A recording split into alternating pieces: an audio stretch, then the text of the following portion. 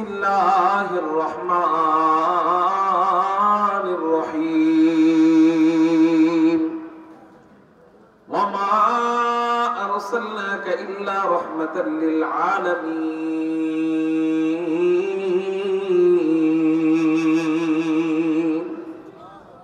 আপনারা কি ক্লান্ত? ক্ষুধা লাগছে? তাহলে আল্লাহর নামটা একটু মন খুলে ইশারা দেওয়ার সাথে সাথে বলবো, পারবো না ইনশাআল্লাহ। अल्लाह अल्लाह क्या मजा मुर्शिद के मैं खाना में है, अल्लाह अल्लाह क्या मजा मुर्शिद के मैं खाना में है, दोनों आलम की हकीकत एक पैमाने में है, दोनों आलम की हकीकत एक पैमाने में है। আল্লাহর নাম বলতে যার ভালো লাগে, শুনতেও তার মজা লাগে, এজন্য জ্ঞানীরা ইশারাই বুঝে নেয় আমি আর বলবো না।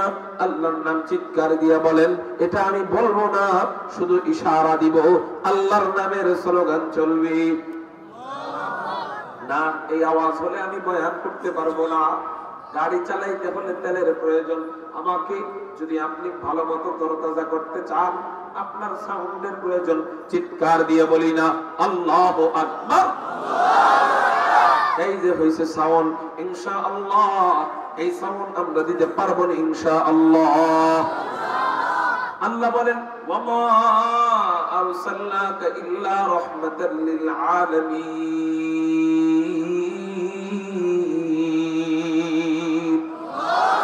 আল্লাহ বলেন, হে রাসূল, আমি আপনাকে গোটা জগতের জন্য রহমত স্বরূপ পাঠিয়েছি। একটু চিৎকার দিয়ে বলেন না সুবহানাল্লাহ। আল্লাহ আমাদের নবীজিকে গোটা জগতের জন্য, গোটা জগৎবাসীর জন্য রহমত স্বরূপ পাঠিয়েছেন। কিভাবে? গোটা জগৎবাসীর জন্য কিভাবে রহমত? চলেন আপনাদেরকে, মানুষ একটা জগৎবাসী, ঠিক না ঠিক? শুধু মানুষের মাধ্যমে আমি একটু উদাহরণ দেই, মানুষের মাধ্যমে একটু বোঝানোর চেষ্টা করি যে আমার নবী মানুষদের জন্য কিভাবে রহমত। মানুষদের মধ্যে অনেক শ্রেণী আছে, যেমন মানুষদের মধ্যে কেউ সাহাবী, মানুষদের মধ্যে কেউ আল্লাহওয়ালা, মানুষদের মধ্যে কেউ মুমিন বান্দা, মানুষদের মধ্যে কেউ আলেম, মানুষদের মধ্যে কেউ গায়রে আলেম, মানুষদের মধ্যে কেউ হাফেজ, মানুষদের মধ্যে কেউ গায়রে হাফেজ, মানুষদের মধ্যে কেউ শিশু বাচ্চা, মানুষদের মধ্যে কেউ যুবক, মানুষদের মধ্যে কেউ বুড়ো, মানুষদের মধ্যে কেউ মুসলিম, মানুষদের মধ্যে কেউ অমুসলিম। বলেন, মানুষদের মধ্যে এক শ্রেণী না অনেক শ্রেণী? আমার নবীজি কোন শ্রেণীর জন্য রহমত? সব শ্রেণীর জন্য রহমত। সুবহানাল্লাহ বলেন। আমার নবী সব শ্রেণীর জন্য রহমত। কিভাবে আমার নবী সব শ্রেণীর জন্য রহমত? একটা একটা একটা একটা করে আমি আপনাদেরকে বলার চেষ্টা করব, হাদিস দিয়ে দলিল দেওয়ার চেষ্টা করব, কোরআন থেকে দলিল দেওয়ার চেষ্টা করব। আমার নবী মানুষদের সব শ্রেণীর জন্য কিভাবে রহমতের বার্তা নিয়ে আসলেন, আল্লাহর পক্ষ থেকে কিভাবে রহমতের বার্তা নিয়ে আসলেন। এক নাম্বার, মানুষদের মধ্যে এক নাম্বার শ্রেণী, বলেন তো নবীদের পরে সবচেয়ে দামি শ্রেণীর নাম কি? সাহাবায়ে কেরাম। সাহাবায়ে কেরামদের মধ্যে সবচেয়ে দামি শ্রেণী হলো আল্লাহর রাসূলের চারজন খলিফা। এই চারজন খলিফাকে আমি একটু কবিতার মাধ্যমে তাদের পরিচয় দিব। দুনিয়ায়ে সাখাওয়াত মে তেরা নাম রহেগা, दुनियाए सखावत में तेरा नाम रहेगा, सिद्दीक तेरा नाम से इस्लाम रहेगा, दुनियाए अदालत में तेरा नाम रहेगा, दुनियाए अदालत में तेरा नाम रहेगा, उम्र तेरा नाम से इस्लाम रहेगा, उम्र तेरा नाम से इस्लाम रहेगा, दुनियाए मुशजाअत में तेरा नाम रहेगा, दुनियाए शुजाअत में तेरा नाम रहेगा, उस्मान तेरा नाम से इस्लाम रहेगा, उस्मान तेरा नाम से इस्लाम रहेगा, दुनियाए मुसल्लत में तेरा नाम रहेगा, दुनियाए मुसल्लत में तेरा नाम रहेगा। अल्लाहु अकबर बोले। दुनियाए मुसल्लत में तेरा नाम रहेगा, आली तेरा नाम से इस्लाम रहेगा, आली तेरा नाम से इस्लाम रहेगा। कारो जबान जना बंद থাকে না, চিৎকার দিয়ে বলি না আল্লাহু আকবার। এই হলো আল্লাহ রাসূলের চারজন খলিফা। এই চারজনের জন্য আমার নবীজি কিভাবে রহমত, নবীজি ইবনে মাজাহ শরীফের মধ্যে জানায়া দেয়, নবীজি ইবনে মাজাহ শরীফের মধ্যে জানায়া দেয় ইন্নাহু মাইয়াইশ মিনকুম ফাসায়ারা ইখতিলাফান কাসীরান। নবীজি বলেন আমি চলে যাওয়ার পর তোমাদের জামানায় অনেক ইখতিলাফ দেখা দিবে, অনেক মতানৈক্য দেখা দিবে। আমি চলে যাওয়ার পর অনেক ইখতিলাফ দেখা দিবে। বলেন বর্তমান জামানায় ইখতিলাফ আছে না নাই? নামাজের ভিতরে কেউ হাত বাঁধে বুকের উপর, কেউ হাত বাঁধে নবীর উপর, কেউ হাত বাঁধে নবীর নিচে, কেউ হাত ছেড়ে দেয়, কেউ তাবলীগ করে আলেমদেরকে মহব্বত কইরা, কেউ তাবলীগ করে আলেম বিদ্বেষী হইয়া। ইখতিলাফ আছে না নাই? নবীজি বলেন এইরকম ইখতিলাফ যদি তোমরা দেখো তাহলে তোমরা বিপদগামী হয় না, তোমরা পথভ্রষ্ট হয়ে যাও না। আমি নবীজি তোমাদেরকে ফর্মুলা শিখিয়ে দিচ্ছি, এই ফর্মুলা মোতাবেক যদি তোমরা চলো, আমি নবীজি তোমাদেরকে কথা দিলাম তোমরা হেদায়েতের পথ পেয়ে যাইবা। ওই ফর্মুলাগুলো কি কি? এক নাম্বার ফর্মুলা হলো আলাইকুম বিসুন্নতি। আল্লাহু আকবার। এক নাম্বার ফর্মুলা হলো তোমরা আমি নবীর সুন্নাতকে আঁকড়ে ধরবা। দুই নাম্বার ফর্মুলা হলো সুন্নাতুল খুলাফায়ে রাশিদিন মাহদিয়্যিন।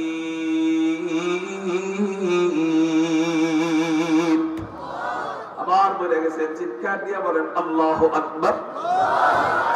দুই নম্বর ফর্মুলা হলো সুন্নাতুল খুলাফায়ে রাশিদিন আল মাহদিয়্যিন। আমার সুপথপ্রাপ্ত খলিফা রেখে গেলাম, আমার হেদায়েতপ্রাপ্ত খলিফা রেখে গেলাম। এই হেদায়েতপ্রাপ্ত খলিফাদেরকে যে রেখে গেলাম, এই হেদায়েতপ্রাপ্ত খলিফাদের সুন্নতকে যদি তোমরা আঁকড়ে ধরো, এই হেদায়েতপ্রাপ্ত খলিফাদের পথকে যদি তোমরা আঁকড়ে ধরো, তোমরাও হেদায়েত পেয়ে যাইবা। এই হাদিস প্রমাণ করে আমার নবীজি চার খলিফার জন্য রহমত। কিভাবে রহমত? নবীজি চার খলিফাকে বললেন এরা হেদায়েত প্রাপ্ত। এবার আপনারা আমাকে বলেন হেদায়েত প্রাপ্ত যারা জান্নাতি তারা না জাহান্নামী তারা? জান্নাতি তারা। তার মানে আমার নবীজি তাদেরকে জান্নাতি বুঝিয়ে গেলেন। তার মানে আমার নবীজি যাদের জন্য জান্নাতের ঘোষণা দিলেন তাদের জন্য আমার নবী গজব স্বরূপ না রহমত স্বরূপ? তাহলে আমার নবী জগৎবাসীর জন্য কিভাবে রহমত, আমরা একটা একটা করে শ্রেণী বর্ণনা করে করে বোঝার চেষ্টা করব। এক নম্বর পেলাম আমার নবীজি চার খলিফার জন্য রহমত। একটু চিৎকার দিয়া বলেন না সুবহানাল্লাহ। দুই নম্বর সব সাহাবীদের জন্য আমার নবী রহমত। কেমনে রহমত? সব সাহাবীদের ব্যাপারে আল্লাহ পাক রব্বুল আলামিন কোরআনুল কারীমে কয়েক আয়াত উল্লেখ করেন। কখনো কখনো সাহাবায়ে কেরামের ব্যাপারে উলাইকা হুমুল মুত্তাকুন, আবার কখনো উলাইকা হুমুল ওয়ারিসুন, আবার কখনো উলাইকা হুমুল মুফলিহুন, আবার কখনো উলাইকা হুমুল মুহতাদুন, আবার কখনো উলাইকা কাতাবা ফি কুলুবিহিমুল ঈমান, আবার কখনো আমিনু কামা আমানান নাস, আবার কখনো সাহাবায়ে কেরামের আলোচনা, আবার কখনো উলাইকা কাতাবা ফি কুলুবিহিমুল ঈমান, আবার কখনো রাদিয়াল্লাহু আনিল মুমিনিন, আবার কখনো রাদিয়াল্লাহু আনহুম ওয়া রাদু আন। চিৎকার দিয়ে বলেন না সুবহানাল্লাহ। একটা আয়াতের তরজমা করি সাহাবায়ে কেরাম সম্পর্কে। আল্লাহ বলেন রাদিয়াল্লাহু আনহুম ওয়া রাদু আন, আমি আল্লাহ সাহাবীদের উপর সন্তুষ্ট, তারাও আমি আল্লাহর উপর সন্তুষ্ট। তার মানে বুঝা গেল আল্লাহ যাদের উপর সন্তুষ্ট তারা জান্নাতি নয় জাহান্নামী। জোরে বলেন কি? জান্নাতি। সুবহানাল্লাহ বলেন। তার মানে বুঝা গেল এই জান্নাতের বার্তা আল্লাহ ডাইরেক্ট দিবেন না নবীজির মাধ্যমে দিবেন? এই রহমতের বার্তা আল্লাহ ডাইরেক্ট দিবেন না নবীজির মাধ্যমে দিবেন? তার মানে বুঝা গেল আমার নবীজি সব সাহাবীদের জন্য রহমত। একটু চিৎকার দিয়ে বলেন না সুবহানাল্লাহ।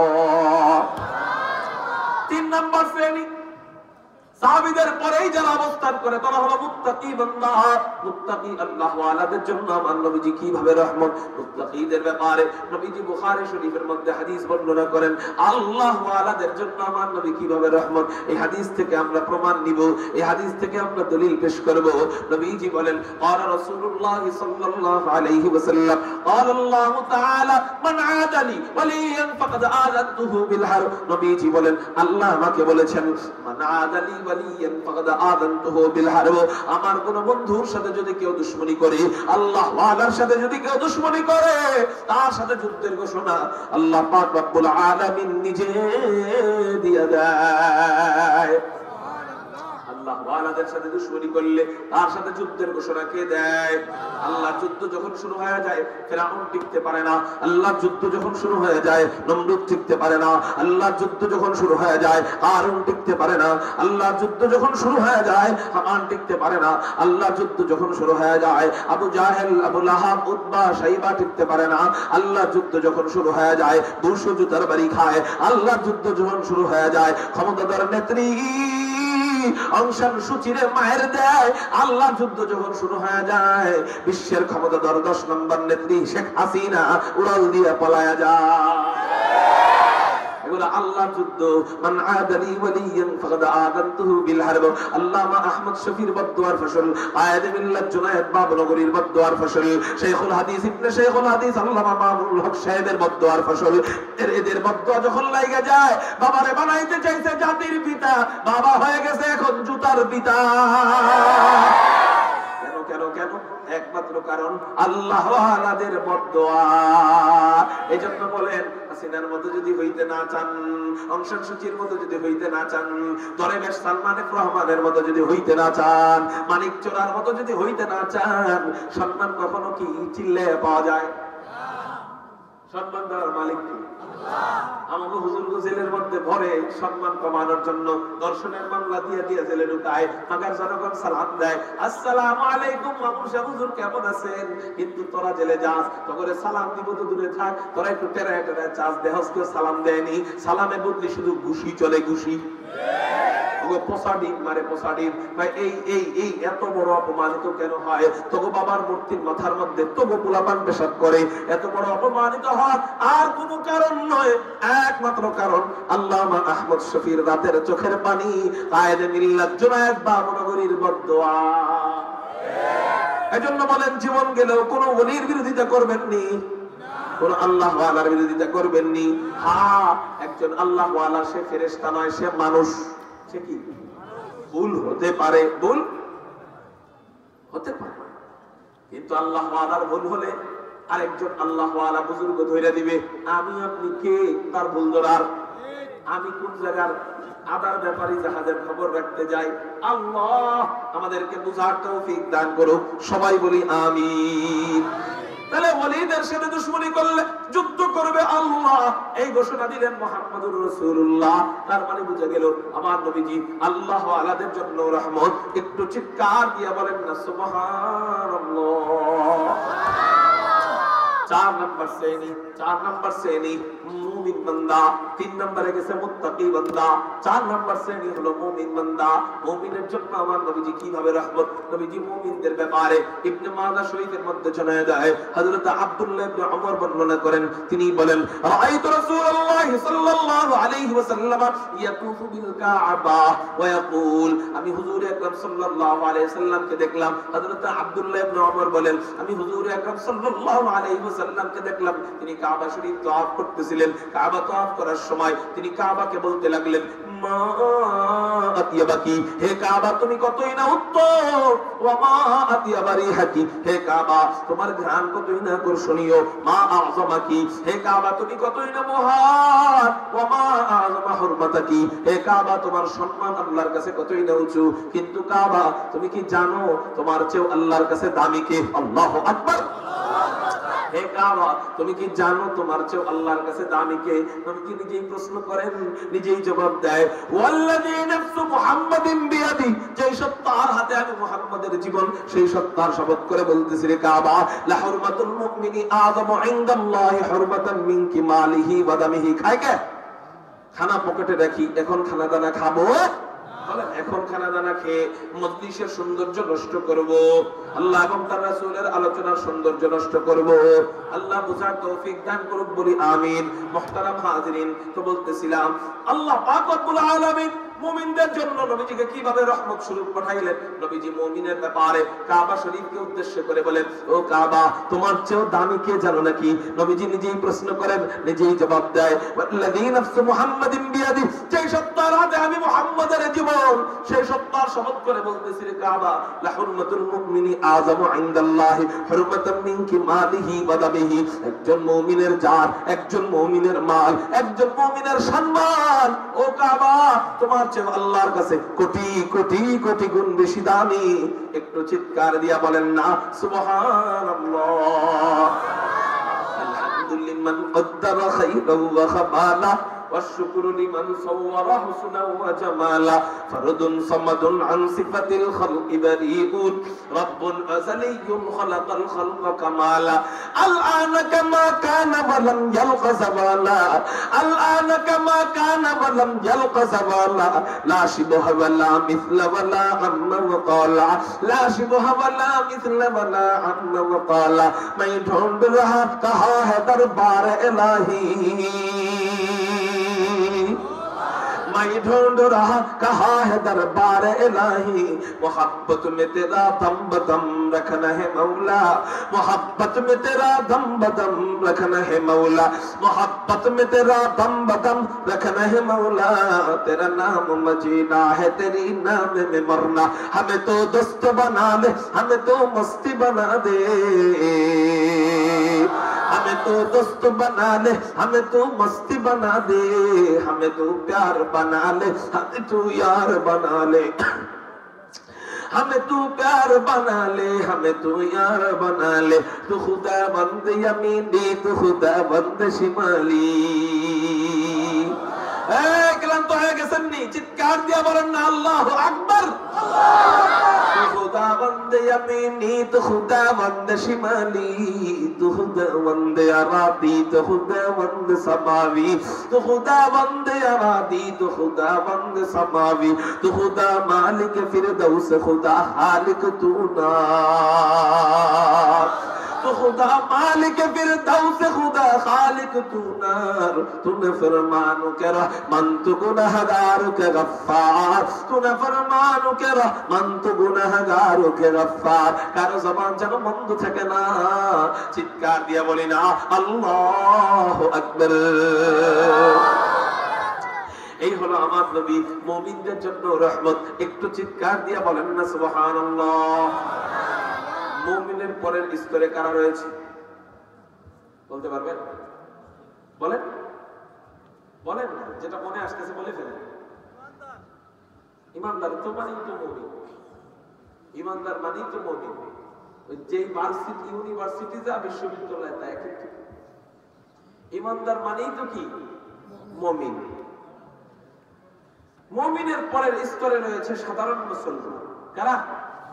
জোরে বলেন। কইতে চেয়েছিলাম তো কইতে চেয়েছিলেন তো মুমিনের পরের স্তরে কারা? মুমিন কাবার চেয়ে বেশি না।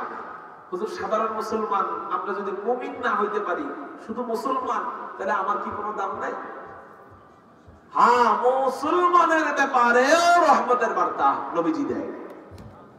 قال رسول الترمذي شريف الحديث قال رسول الله صلى الله عليه وسلم لا زوال الدنيا اهون على الله من قتل رجل مسلم। নবীজি বলেন আল্লাহর কাছে পুরা দুনিয়া পুরা দুনিয়া কোনটা? এই যে আমরা যে জমিনে বসবাস করতেছি এটা পুরা দুনিয়া না? এটা পুরা দুনিয়া, তাই না? তা পুরা দুনিয়া কোনটা? পুরা দুনিয়া হলো পৃথিবী আর দুনিয়া এক নয়। আমরা যে জমিনে বাস করতেছি এটা হলো পৃথিবী, এটা দুনিয়ার একটা কিঞ্চিত অংশ। আর পুরা দুনিয়া কোনটা? পুরা দুনিয়ার মাঝখানে চাঁদ আছে, পুরা দুনিয়ার মাঝখানে সূর্য আছে, পুরা দুনিয়ার মাঝখানে সৌরজগৎ আছে, পুরা দুনিয়ার মাঝখানে তারকা আছে। এক এক তারকার থেকে আরেক তারকার দূরত্ব ৩৩ লক্ষ আলোকবর্ষ দূরে। অর্থাৎ এক তারকার থেকে আরেক তারকায় পৌঁছাইতে সেকেন্ডে 3 লক্ষ মাইল কিলোতে 3 সেকেন্ডে 3 লক্ষ কিলোমিটার বেগে ছুটলে এক তারকার থেকে আরেক তারকায় পৌঁছাইতে সময় লাগবে 33 লক্ষ বছর। এরকম আবার হাজার কোটি কোটি কোটি কোটি তারকা নিয়ে একটা গ্যালাক্সি, এরকম কোটি কোটি গ্যালাক্সি হলো এই পুরো দুনিয়ার কোলে। এই হলো পুরো দুনিয়া। আল্লাহ পাক রব্বুল আলামিন নবীজি বলেন আল্লাহর কাছে পুরো দুনিয়া ধ্বংস হয়ে যাওয়া যতটা সহজ, পুরো দুনিয়া ধ্বংস হয়ে যাওয়া যতটা কষ্টকর বিষয়, পুরো দুনিয়া ধ্বংস হয়ে যাওয়া যতটা কষ্টের বিষয়, একজন সাধারণ মুসলমানকে যদি কেউ হত্যা করে এর চেয়েও বেশি কষ্ট পায় আল্লাহ। ওই মুসলমান পুরো দুনিয়ার চেয়েও আল্লাহর কাছে বেশি দামি। একজন সাধারণ মুসলমানকে হত্যা করা এর চেয়ে বেশি সহজ আল্লাহর কাছে পুরা দুনিয়া ধ্বংস হয়ে যাওয়া। বুঝতে পারছেন? অথচ আমরা মুসলমানকে কত কষ্ট দিই। হ্যাঁ, ইনশাআল্লাহ বলেন আমার জবান দিয়ে জীবনে আর কাউকে কষ্ট দিব? হাত দিয়ে কষ্ট দিব, পা দিয়ে কষ্ট দিব, ইশারা দিয়ে কষ্ট দিব? আল্লাহ বুঝার তৌফিক দান করুন, বলি আমিন। কয় নাম্বার শ্রেণী গুলো বলেন? 5 নাম্বার। সাধারণ মুসলমানের পরেই কার অবস্থা? সাধারণ মুসলমানের পরেই কার অবস্থা? বলেন ফাসিক বান্দা। জোরে বলেন কারা? একটা হইলো মুসলমান কিন্তু কেউ কষ্ট দেয় না, কেউ জুলুম টুলুম করে না, কেউ টাকা পয়সা মেরে খায় না, এই সরল সোজা মানুষ, নামাজ টামাজও পড়ে না, এটা সাধারণ মুসলমান। কিন্তু আরেকটা আছে নামাজ তো পড়েই না, হাসিনার মতো চুরি চামারি করে খায়, ঠিক না ভাই? জুলুম করে খায়, মানুষকে মারে, মানুষের উপর জুলুম করে। এই হলো মুসলমান। সাধারণ মুসলমানের চেয়ে পরের ধাপে আছে। একটি তো কাফের হয় নাই এখন। কুফরির পরে সবচেয়ে বড় গুনাহ হইল জুলুম। শিরিক কুফরির পরে সবচেয়ে বড় গুনাহ কি? জুলুম। জুলুম করে। তাহলে 6 নম্বরে কারা আছে? জালেম। যারা বলেন কারা? জালেম, ফাসিক। হুজুর এদের জন্য কি নবী রহমত? এই জালেমের জন্য কি নবী রহমত? উত্তর হ্যাঁ, আমার নবী জালেমের জন্য রহমত। এই জালেম, তারপরেও যদি একটু বুঝো যে জুলুম বন্ধ করে ওই নবীর কথা মোতাবেক চলা যাবে। কেমনে রহমত? একটা হাদিসের শেষ অংশ বলবো, পুরাটা বলবো না, শরীর অনেক খারাপ লাগতেছে, এজন্য যতটুকু প্রয়োজন অতটুকু বলবো, পুরাটা বলবো না। قال رسول الله صلى الله عليه وسلم سل من قطعك واعط من حرمك واعف عمن ظلمك। এই যে হাদিসের শেষ অংশ, ওয়াফু আম্মান যালামাক, নবীজি বলেন যদি তোমার উপর কোনো ব্যক্তি জুলুম করে তুমি পারলে তারে ক্ষমা করে দাও। সুবহানাল্লাহ বলেন। একজন জালেমকেও ক্ষমা করে দিতে বলে, তার মানে বুঝে গেল আমার নবী একজন গুনাহগার, জালেমের জন্য রহমত, রহমতের বার্তা নিয়ে আসছেন। একটু চিৎকার দিয়ে বলেন না সুবহানাল্লাহ। এই হলো 7 নম্বর শ্রেণী গেল। 8 নম্বর শ্রেণী আলেমের জন্য আমার নবীজি কিভাবে রহমত। 8 নম্বর শ্রেণী মানুষদের মধ্যে আলেম বান্দা, আলেমদের জন্য আমার নবীজি কিভাবে রহমত। নবীজি হাদিসের মধ্যে বলেন, তিরমিজি শরীফের হাদিস, ইউশাফাউ ইয়াউমাল কিয়ামাতি সালাসাতুন আল আমবিয়া সুম্মাল উলামা সুম্মাশ শুহাদা। নবীজি বলেন 3 প্রকার ব্যক্তিকে আল্লাহ হাসরের ময়দানে সুপারিশের অনুমতি দিবেন। চিৎকার দিয়া বলেন কয় প্রকার ব্যক্তিকে? 3 প্রকার ব্যক্তিকে আল্লাহ হাসরের ময়দানে সুপারিশের অনুমতি দিবেন। 1 নাম্বার প্রকার ব্যক্তি হলো আল আমবিয়া, নবীদেরকে আল্লাহ সুপারিশের অনুমতি দিবেন। 2 নাম্বার প্রকার হলো সুম্মাল উলামা, উলামায়ে কেরামদেরকে আল্লাহ সুপারিশের অনুমতি দিবেন। 3 নাম্বার সুম্মাশ শুহাদা, আল্লাহর রাস্তায় জিহাদ করে যারা শহীদ হয় এই শহীদদেরকেও আল্লাহ সুপারিশের অনুমতি দিয়ে দিবেন। একটু চিৎকার দিয়ে বলেন না সুবহানাল্লাহ। আল্লাহ পাক রব্বুল আলামিন শহীদদেরকেও সুপারিশের কি দিয়ে দিবেন? জোরে বলেন, অনুমতি দিবেন। এর মধ্যে আবার আলেমও আছে, আলেমও সুপারিশের অনুমতি দিবেন। এখন আপনারা বলেন এই জায়গায় বসা কোন নবীগণ আসেনি? এই জায়গায় বসা কোন শহীদ আসেনি? পরে শহীদ হবে না না হবে এটা তাকদীরের ফয়সালা, কিন্তু বর্তমানে আছে। কিন্তু এই জায়গায় আলেম বসা আসেনি, আছে। তাহলে তিনটার মধ্যে পেয়ে গেলাম একজনকে। ওই একজনকে যেহেতু আমরা পেয়ে গিয়েছি আমাদের জীবদ্দশায়, ওই আলেমদের খেদমত করার দরকার আছে না নাই? এই গেল এক কথা। 2 নম্বর, আলেমদেরকে ভালোবাসার দরকার আছে না নাই? এই গেল 2 নম্বর কথা। 3 নম্বর, আমার ঘর থেকেই যদি একজন সুপারিশকারী আমি বানায় রেখে যাইতে পারি, লাভ না লস? আমি যদি আমার একটা সন্তান আলেম বানায় রেখে যাইতে পারি, আমার লাভ না লস?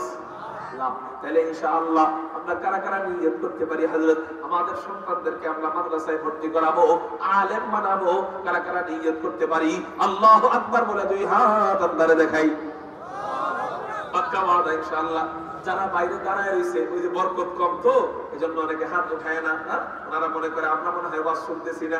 আমি তো দেখতেছি আপনারা শুনতেছেন, তাহলে হাতটা উঠাইতে একটু সমস্যা কি?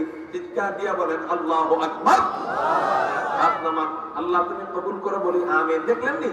বাহিরে দাঁড়ায় থাকা, বাহিরে দাঁড়ায় আওয়াজ শোনা আর ভিতরে বসে আওয়াজ শোনা বেশ কম। যেমন বাহিরে দাঁড়ায় যারা দাঁড়ায় থাকে তারা মনে করে কি আমাগুলো কেমন আওয়াজ করে না, এই জন্য ওনারা হাত উঠায় না। আর ভিতরে যারা বসে এরা মনে করে আমগুলো আওয়াজ করছে, এই জন্য সবাই হাত উঠায়। ঠিক না? ঠিক। মুহতারাম হাজিরিন, যাই হোক, খায়ের তো বলতেছিলাম 8 নম্বর শ্রেণী আলেমের জন্য আমার নবী রহমত। এখন আপনি বলতে পারেন হুজুর আমি তো আলেমও হইতে পারি নাই, তাহলে আপনি কি? হুজুর কোন রকম আলেমের ছাত্র হইতে পারছিলাম, আমার জন্য কি নবীজি রহমত না? নবীজি বলেন হ্যাঁ, সবাই যদি আলেম হয়, আলেমের ছাত্র হবে কারা? এই জন্য আমি নবীজি জানাই গেলাম বৈষম্য বিরোধী আন্দোলনের 1 নম্বর মহানায়ক মুহাম্মদুর রাসূলুল্লাহ সাল্লাল্লাহু আলাইহি ওয়াসাল্লাম। নবীজি বলেন আলেম হইতে পারো নাই, টেনশনের কোনো কারণ নাই। কুন আলিমান আও মুতাআল্লিমান, আলেম যদি হও আলহামদুলিল্লাহ ভালো, কিন্তু যদি আলেম নাও হইতে পারো, যদি আলেমের ছাত্র হইতে পারো, এই আলেমের ছাত্র হওয়ার উসিলায় আল্লাহ তোমাকে জান্নাতি বানায় দিবে। আমরা এখানে আলেমের ছাত্র কারা কারা? আল্লাহু আকবার বলে একটু হাত উঠাইতো। আলেমের ছাত্র কারা? আলেমের ছাত্র কারা? আলহামদুলিল্লাহ, কেউ বাদ নাই, সকলেই আলেমের ছাত্র। কোন আলহামদুলিল্লাহ? এই জন্যই তো সিলেটকে এত ভালোবাসি, এত দূর থেকে এসে বয়ান করি। কেন? বাসার ঘরের থেকে পাড়া দিলেই, বাড়ির থেকে বের হইলেই মাহফিলের অভাব নাই, তারপরেও এখানে বসে থাকে কেন? এই যে আলেমদের ছাত্র আপনারা, এই জন্য আপনাদের মহাব্বত, আমার দিলের ভিতরে আপনাদের প্রতি আলাদা একটা টান, আলাদা একটা মহাব্বত। আপনারাও আমারে আল্লাহর জন্য ভালোবাসবেন কিনা? আল্লাহ কবুল করুক, বলি আমিন। মুহতারাম হাজিরিন, তাহলে আলেমকে আলেমের ছাত্র হইতে পারলে তার ব্যাপারে রহমতের বার্তা দিলেন কে? আন্তরিক আল্লাহ। কে দিলেন? চলে বলেন মুহাম্মদুর রাসূলুল্লাহ সাল্লাল্লাহু আলাইহি ওয়াসাল্লাম। তার মানে আলেমের ছাত্রের জন্য আমার নবী রহমত। এখন আপনি বলতে পারেন হুজুর আমার মা বাবা আমারে আলেমের ছাত্র বানায় নাই, ছোট সময় থেকে স্কুলে পড়াইছে, ছোট সময় থেকে মাদ্রাসায় পাঠাইছে, অথবা ছোট সময় আমাকে প্রবাসে নিয়ে গেছে, আমি আলেমের ছাত্র হওয়ার কপাল আমার হয় নাই, তাহলে কি আমার নবী আমার জন্য রহমত নয়? আমি বলবো হ্যাঁ, নবীজি বুঝাইতে চায় সবাই যদি আলেমের ছাত্র হয় তাহলে তলবে আলেমদেরকে খাওয়াবে কে? আলেমের ছাত্রদেরকে খাওয়াবে কে? এদের মাদ্রাসার ছাদ করে দিবে কে? এদের ইটের ব্যবস্থা করে দিবে কে? এদের সিমেন্টের ব্যবস্থা করে দিবে কে? এদের চালের ব্যবস্থা করে দিবে কে? এদের ডালের ব্যবস্থা করে দিবে কে? এজন্য নিয়ম এটা না সবাই এক শ্রেণী হয়ে যাবে, মাঝে মাঝে আরেক শ্রেণীর মাধ্যমে আরেক শ্রেণীর কাজে লেগে যায়। অতএব শোনো, তুমি যদি আলেমের ছাত্র হইতে না পারো, আও মুস্তাঈনান, আলেমকে সাহায্য করো। সুবহানাল্লাহ বলে আলেমকে সাহায্য করো, আর আলেমের সাথে জান্নাতে চলে যাও। তাহলে বোঝা গেল আলেম না হলেও নবীজি আমার জন্য রহমত। যদি ছাত্র হইতে পারি, যদি ছাত্রও হইতে না পারি, তাহলে নবীজি আমার জন্য রহমত। যদি কি হইতে পারি? সাহায্যকারী হইতে পারি। 11 নম্বর, হুজুর আমি গরিব মানুষ, আমি সাহায্য করতে পারি না। হুজুর আমি সাহায্য করতে পারি না, আমি আলেম তো হইতেই পারি নাই, ছাত্রও হইতে পারি নাই, সাহায্যও করতে পারি নাই, তাহলে কি আমি নবীজি আমার জন্য রহমত নয়? আমি বলবো হ্যাঁ, আপনার জন্য নবীজি রহমত। নবীজি বলেন আও মুহিব্বান, আলেমের ছাত্র যদি হইতে না পারো, আলেমকে সাহায্য যদি করতে না পারো, তাহলে আলেমকে দিল দিয়ে মহব্বত করো। এই উসিলায় আল্লাহ তোমাকে জান্নাতি বানায় দিবে। কিন্তু সাবধান, ওয়ালা তাকুন খামিসান ফাতাহলিক, 5 নাম্বারটা হয়ো না, ধ্বংস হয়ে যাইবা। 5 নাম্বার মানে ওলামা বিদ্বেষী হয়ো না, ধ্বংস হয়ে যাইবা। ওলামা বিদ্বেষী যারাই হয়েছিল এরা যে কোনো একটা ইস্যু দাঁড় করায় দিছে, আল্লাহ ওই ইস্যুর মাধ্যমে ধ্বংস হয়ে গেছে। হাসিনা ওলামা বিদ্বেষী হয়েছিল, আল্লাহ ওরা চাইছে ধ্বংস করতে। আর কেমনে ধ্বংস করবে? একটা ইস্যু তো দাঁড় করাইতে হবে। আল্লাহর নিজাম তো এমন না ডাইরেক্ট আসমান থেকে আল্লাহ থাবা দিয়ে এদেরকে আছাড় দিবে, নিজাম এমন না, নিয়ম এমন না। আল্লাহ কোনো কিছু উসিলায় এদেরকে ধ্বংস করে। আল্লাহ ইস্যু দাঁড় করায় দিছে, কোটা সংস্কার আন্দোলন।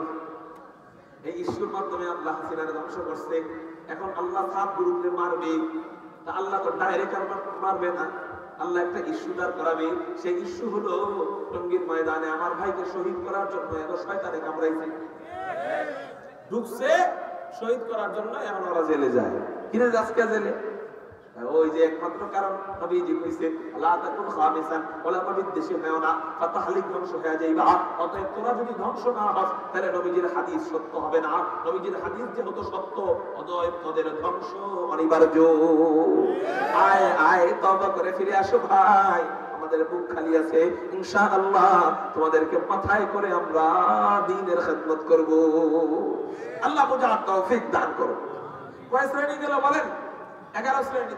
11 শ্রেণীর জন্য আমার নবী রহমত। 12 নম্বর শ্রেণী, হযরত আমার পোলারে আমি আলেম বানাইতে চাই না। তাহলে কি বানাইতে চান? কমপক্ষে হাফেজ বানাইতে চাই। একজন আমার ছেলের জন্য কি আমার নবী রহমত হবে কিনা? আমি বলবো হ্যাঁ, আপনি যদি হাফেজও বানান আপনার জন্য আমার নবী রহমত। নবীজি বলেন মান ক্বরাআল কুরআন, ইবনে মাজাহ শরীফের হাদিস। নবীজি বলেন মান ক্বরাআল কুরআন ফাস্তাযহারাহু ফাআহাল্লা হালালাহু ওয়া হাররামা হারামাহু আদখালাহু আল্লাহুল জান্নাহ ওয়া শাফাআহু ফি আশরাতিন মিন আহলি বাইতিহি ক্বাদ ওয়াজাবাত লাহুমুন নার। নবীজি বলেন কোন ব্যক্তি যদি কুরআনুল কারীম পড়ে সমাজে প্রতিষ্ঠিত করে, অর্থাৎ কুরআনুল কারীমের হাফেজ হয়, আল্লাহ পাক রব্বুল আলামিন ওই হাফেজে কোরআনকে জান্নাতে প্রবেশ করাবেন। শুধু জান্নাতে প্রবেশ করাবেন তাই নয়, নবীজি বলেন শাফাআহু ফি আশরাতিন মিন আহলি বাইতিহি ক্বাদ ওয়াজাবাত লাহুমুন নার। আল্লাহ ওই হাফেজকে বলবে ও হাফেজ বান্দা যা যা যা, তোর ফ্যামিলির অনেকেই জাহান্নামে চলে গেছে, এদের মধ্য থেকে তোর যাকে ভালো লাগে এমন 10 জনকে বাছাই কইরা আমার কাছে সুপারিশ করে জান্নাতে নিয়ে যা। তাহলে বোঝা গেল 12 নাম্বার আমার নবী হাফেজ কোরআনের জন্য রহমত। আপনাদেরকে আমি পায়ে হাত রেখে একটা কথা বলে যাই, সব বয়ান তো মুখস্থ থাকবে না। এই যে হাদিস বলতেছি মুখস্থ থাকবে না। একটা বয়ান মুখস্থ রাখেন, এর উপর আমল করেন, ইনশাআল্লাহ আপনি যদি জাহান্নামী হয়েও যান আল্লাহ আপনাকে জান্নাতি বানায় দিবে। কি বললাম? জাহান্নামী হয়েও গেলে জান্নাতি বানায় দিবে। সেটা কি হুজুর? সেটা হলো অতিরিক্ত কিছু জান্নাতের টিকিট কেটে রাখা, স্টক টিকিট রাখা। কি টিকিট? স্টক টিকিটের কিন্তু দাম আছে। সাধারণ টিকিট বিক্রি হয় 10 টাকা 10 টাকা 10 টাকা, কিন্তু টিকিট যখন শেষ হয়ে যায় স্টক টিকিট 5000 টাকা দিয়েও বিক্রি করা লাগে, যদি ঠেকায় পড়ে যায়। ঠিক না ঠিক? স্টক টিকিটের দাম আছে। ওদের ইমার্জেন্সি টিকিট কোনটা আর স্টক টিকিট কোনটা? ইমার্জেন্সি টিকিট হলো জান্নাতে যাওয়ার। ইন্নাল্লাযীনা আমানু ওয়া আমিলুস সালিহাত কানাত লাহুম জান্নাতুল ফিরদাউসি নুজুলা। ইমার্জেন্সি টিকিট হলো ঈমান এবং আমল। স্টক টিকিট, অতিরিক্ত টিকিট আবার কোনটা? অতিরিক্ত টিকিট হলো মাদ্রাসায় দান করা, অতিরিক্ত টিকিট হলো সন্তানদেরকে মাদ্রাসায় পড়ানো। এই অতিরিক্ত টিকিটগুলো যদি আমি কেটে যাই, আমি জাহান্নামী হয়ে গেলেও ওই সন্তান আল্লাহর কাছে আমার ব্যাপারে সুপারিশ করে জান্নাতে ঢুকিয়ে দিবে। এজন্য একটা ওয়াদা দেই, আমি আমার সন্তানকে ইঞ্জিনিয়ার বানাবো, না করি না। ডাক্তার বানাইবেন, না করি না। কিন্তু কমপক্ষে হেফজখানায় পড়াবেন, হাফেজ বানাবেন। কারা কারা এই নিয়তটা আজকেই করে ফেলবেন? আল্লাহু আকবার বলে 2 হাত আল্লাহরে দেখান। পাক্কা ওয়াদা ইনশাআল্লাহ। আল্লাহ তুমি কবুল ও মঞ্জুর করো। সবাই বলি আমিন। তাহলে 12 নম্বর শ্রেণী গেল। এই হাফেজের ব্যাপারে আমার নবী বললেন হাফেজ জান্নাতে যাবে, 10 জনকে নিয়ে যাবে। তার মানে আমার নবীজি হাফেজের ব্যাপারে এই রহমতের বার্তা দিয়ে আমার নবী হয়ে গেলেন হাফেজের জন্য রহমত। একটু চিৎকার দিয়ে বলেন না সুবহানাল্লাহ। 13 নম্বর শ্রেণী ইয়েতিম বাচ্চা। ধরে বলেন কারা?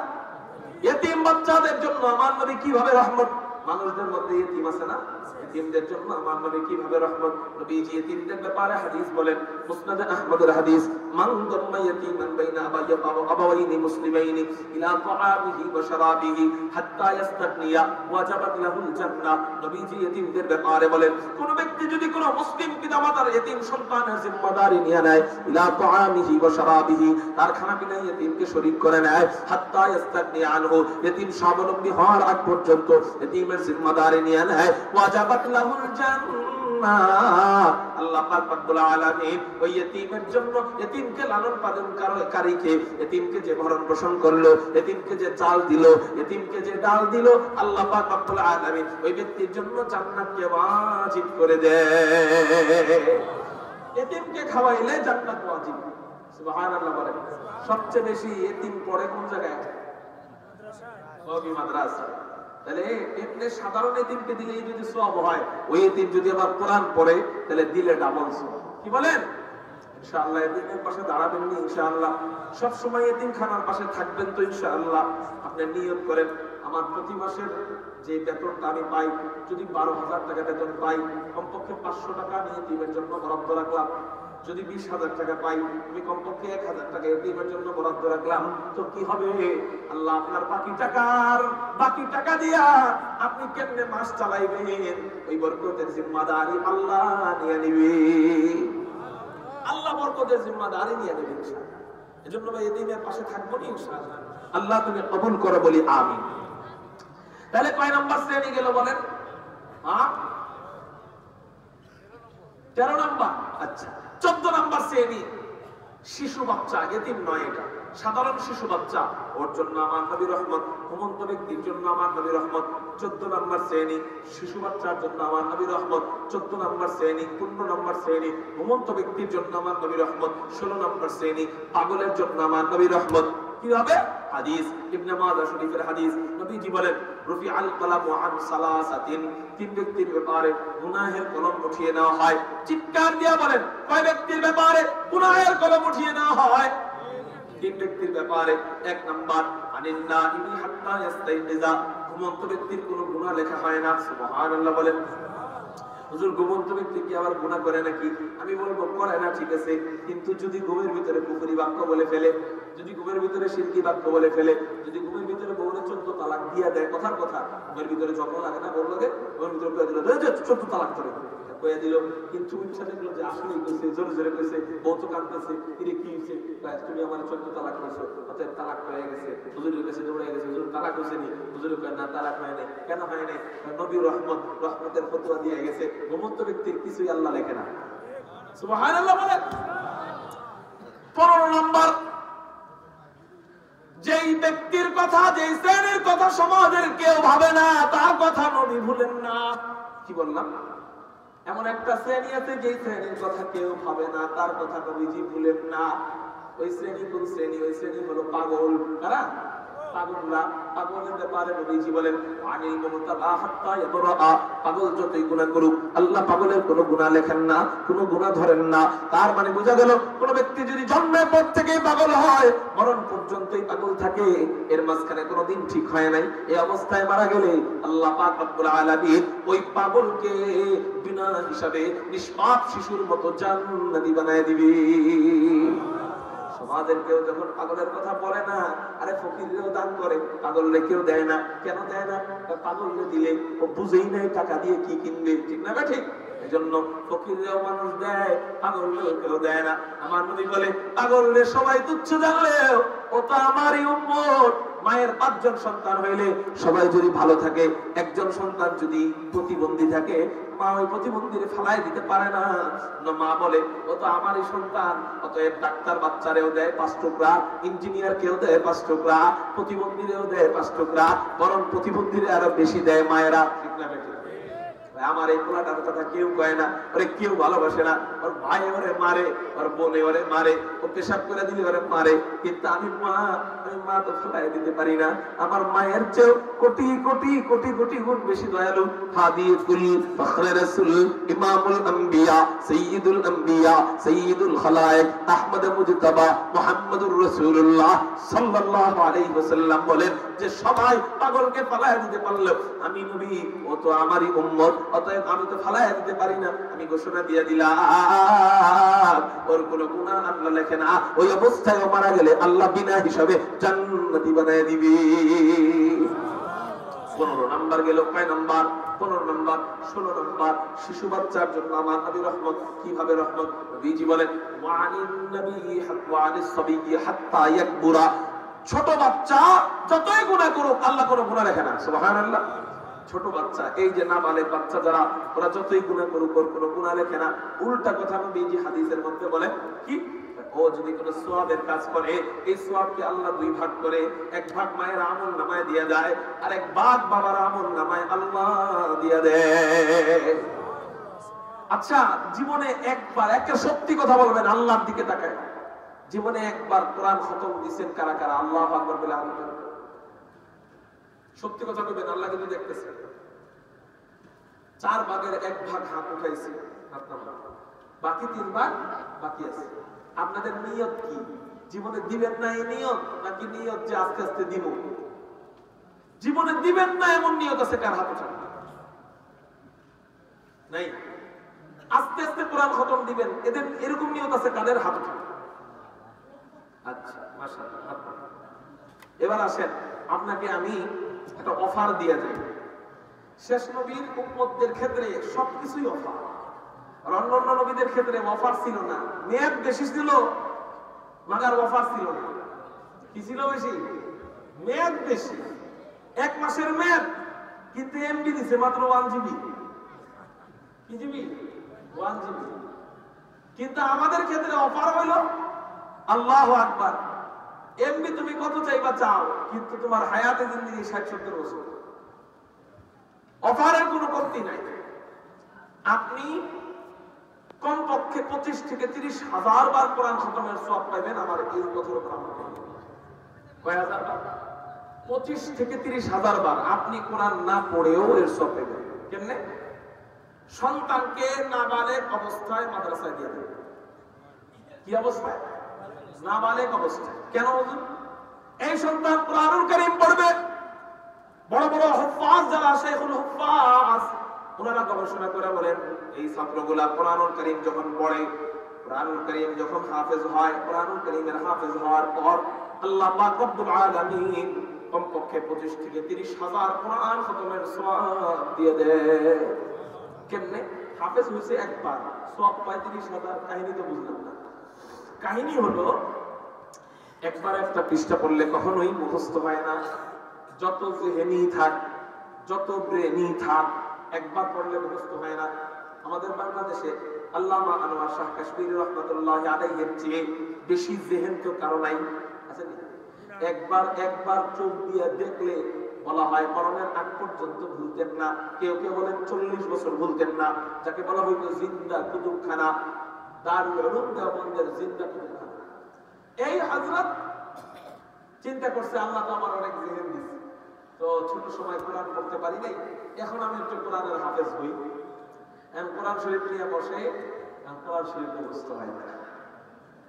কারণ কোরআন হাফেজ হওয়া এটা একমাত্র আল্লাহ পাকের মেহেরবানি ছাড়া নিজের ব্রেনের মাধ্যমে কেউ পারবে না। একমাত্র আল্লাহর মেহেরবানি।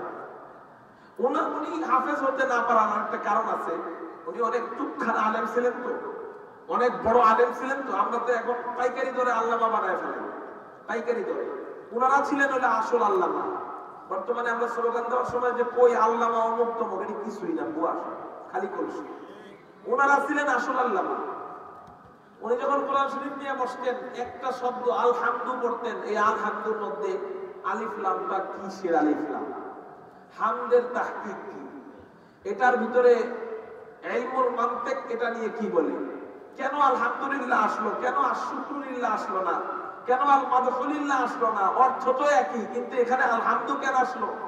এটার ক্ষেত্রে ইলমুল বালাগাতের প্রয়োগ কি, ইলমুল মাআনির প্রয়োগ কি, ইলমুল বয়ানের প্রয়োগ কি, ইলমুল লুগাতের প্রয়োগ কি, ইলমুল ইশতিকাকের প্রয়োগ কি, ইলম এই মানে যত ইলম আছে এক শব্দ পড়তে তো মাথায় ঘুরতো। বেশি বড় আলেম হয়ে গেলে হিফজ পড়ার জন্য বিপদ। এজন্য আমরা হুজুর আগে হাফেজ বানাই। আমরা অনেকে চাই না এখন হিফজ পড়াবো না, আলেম হয়ে হাফেজ হবে, এটা কঠিন। পারে না এমন না, পারে, আল্লাহ যার উপর দয়া করে। কিন্তু ওই হযরত এরকম খালি নাহু সরফ, মান্তিক, এরপরে ইলমুল মাআনি, ইলমুল বয়ান, ইলমুল বাদি, যা যত ইলম আছে সবগুলা যখন এক শব্দের মধ্যে ঘুরতে থাকে, এরপরে এটা ইসম, ফিল, নাহরফ, ইসম হইলে কোন প্রকার, 16 প্রকার, মুহরাম না মুবনি, মুহরাম হইলে 16 প্রকারের কোন প্রকার, ওই 16 প্রকার হইলে আবার ওইটার আলাপ কি সব কথার মধ্যে কি করে ঘুরতো। এইজন্য উনি আল্লাহু আকবার কোরআনুল কারীমের হাফেজ হতে পারেন না। তো ব্রেন হইলেই যে হাফেজ হওয়া যায় তা না। একটা বাচ্চা বারবার কোরআনুল কারীম পড়ে, কথা শেষ করে দিচ্ছি, আপনাদের মনে হয় কষ্ট হইতেছে। একটা বাচ্চা বারবার কোরআনুল কারীম পড়ে, শতবার হাজারবার পড়ার পর মুখস্থ হয়, এটা আবার ফজরের আগে সবক হিসাবে শোনায়, এটা আবার একই পড়া পরের দিন আবার ফজরের পরে সবক হিসাবে শোনায়। এটা 19 দিন পর্যন্ত, অর্থাৎ 1 পৃষ্ঠা করে যদি সবক দেয় তাহলে 19 দিন পর্যন্ত এই একই পড়া বারবার শোনায়, 19 দিন পর্যন্ত। 20 নম্বর দিন এই একই পড়া সবকের পালা হিসাবে শোনায়, এরকম আবার 2-3 দিন যায়, একই পড়া চলতেছে, একই পড়া বারবার চলতেছে। এরপর এটা আবার কয়েকদিন পর আমুক্তা হিসাবে শোনায়, এটা আবার কয়েকদিন পর সবকের ওই আপনার তেলাওয়াত হিসাবে পড়ে, এটা আবার কয়েকদিন পর বৃহস্পতিবার সবিনা হিসাবে পড়ে, এটা আবার কয়েকদিন পর পরীক্ষার খায়ারের সময় পড়ে, পড়ে পড়ে ফাতা ফাতা করে ফেলায়, একটা ঠটস্থ করে ফেলায়। এই শব্দের পরের শব্দ কি করে ফেলায়, ওই শব্দের পরের শব্দ কি বলে ফেলায়। এই হাফেজ কেউ আছে কিনা? হাফেজ কেউ আছে? কে আছে? হাতে খাও, কে আছে? আছেন আপনি? বলেন তো, রদু এরপরে কি? তুমি বলো। হ্যাঁ, এক শব্দ কেছি, পরের শব্দ করে দিছি। সুবহানাল্লাহ। কালকে বাড়ি বুঝাই কই একটা শব্দ বলছি, কয়টা? একটা শব্দ কেছি, পরের শব্দ কয়ে দিছি। আপনারা শুনছেন কিনা জানি না, আমি শুনছি। এক শব্দ বলছি, পরের শব্দ বলে দিছি। এমনি কত হাজার বার পড়তে হয়েছে, কত লাখ বার পড়তে হয়েছে। এভাবে কোরআনুল কারীমের হাফেজ হয়। এরপর এটা আবার রমজান মাসে তেলাওয়াত করে, রমজান মাসে অফারটা বাইরে যায়। এই জন্যই ছাত্রদেরকে বলি কি ভাই, হাফেজ হইলে কষ্ট করে রমজানে তারাবি পড়াও। কেন? রমজান মাসে একটা নফল কয়টা নফলের সমান সওয়াব? এক নফল কয় নফলের সমান সওয়াব? যে জানেন এটা কম, 70। এটা বইলে আপনারা ঠকেন, 70 বইলে আপনারা ঠকেন। শোনেন, 70 নফলের ক্ষেত্রে নয়, একটা ফরজ 70টা ফরজের সমান সওয়াব, কিন্তু একটা নফল 70 ফরজের 70 নফলের সমান নয়। রমজান মাসে একটা নফল একটা ফরজের সমান সওয়াব। কি বললাম? রমজানে একটা নফল একটা ফরজের সমান সওয়াব, আর একটা ফরজ 70টা ফরজের সমান সওয়াব। এখন আমরা একটা নফলকে 70টা নফল যে বলি, এটা বলে আমরা ঠকি। কেন ঠকি? আচ্ছা আপনারা বলেন, পুরো পৃথিবীতে যত আগুন আছে সব আগুন যদি জ্বালানো হয় একটা সূর্যের সমান হবে? বলেন, একটা সূর্যের সমান হবে? পৃথিবীতে যত নফল নামাজ আছে, যত নফল ইবাদত আছে, সব মিলে যদি একটা ফরজের সামনে আনা হয়, ফরজের সমান হবে? একজনে ফরজ নামাজ কাজা করলো, কিন্তু নফল নামাজ পড়ে কিয়ামত পর্যন্ত পড়লো, কিন্তু ওই একটা কাজার হক আদায় হবে নফল দিয়ে? হবে না। কিন্তু রমজানে আইসা আল্লাহ এটার সিস্টেম চেঞ্জ করে দিলেন। রমজানে আসলে ওই দুনিয়ার বাতি যেমন সূর্যের মতো হয় না, মगर রমজানে আসলে বাতি সূর্যের মতো হয়ে যাবে, অর্থাৎ রমজানে এক নফল ফরজের সমান হয়ে যাবে। তার মানে কোরআনুল কারীমের এক এক অক্ষর এক একটা নফল ইবাদত। কি বললাম? আলিফ লাম মিম, মান ক্বারা হারফান মিন কিতাবিল্লাহি তাআলা ফালাহু আজরু হাসানাত ওয়াল হাসানাতু বিআশরি আমসালিহা লা আকুলু আলিফ লাম মিম হারফুন বাল আলিফুন হারফুন ওয়া লামুন হারফুন ওয়া মিমুন হারফুন। নবীজি বলেন আলিফ একটা অক্ষর, লাম একটা অক্ষর, মিম একটা অক্ষর, প্রত্যেক অক্ষরে 10 নেকি। তার মানে বোঝা গেল প্রত্যেকটা অক্ষর একটা করে নফল, একটা করে কি। এখন আমি রমজানে যখন আমার বাচ্চা তেলাওয়াত করে নফল নামাজে অথবা তারাবিতে অথবা নফল বারবার পড়ার জন্য, ইয়াদ করার জন্য যে রমজানে পড়ে, এক এক অক্ষরের বিনিময়ে যেহেতু হাদিসে আসছে এক নফল এক ফরজের সমান সওয়াব, রমজানে ঠিক এক এক অক্ষরের বিনিময়ে একটা করে ফরজের সমান সওয়াব পায়। এক পৃষ্ঠায় যদি অক্ষর থাকে 5000 বা 1000, একটা পৃষ্ঠা পৃষ্ঠায় যদি অক্ষর থাকে 1000, তাহলে ও 1000 বার ফজরের নামাজ পড়লে যে সওয়াব, অথবা ফরজ নামাজ পড়লে যে সওয়াব, 1000 বার ফরজ নামাজ পড়লে যে সওয়াব, এক পৃষ্ঠায় সেই সওয়াব পাওয়া যায়। এরকম করে একটা বাচ্চা যখন কোরআনের হাফেজ হয়, বড় বড় হাফেজ যারা ওনারা বলেন কমপক্ষে 30,000 কোরআন খতমের সওয়াব হয়।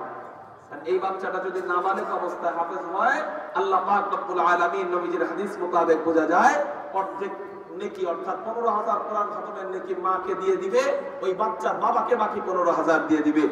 আপনি না পড়েও সন্তানকে নাবালেগ অবস্থায় হাফেজ বানানোর কারণে ফিরি ফিরি হাজার হাজার কোরআন খতমের সওয়াব পেয়ে গেলেন।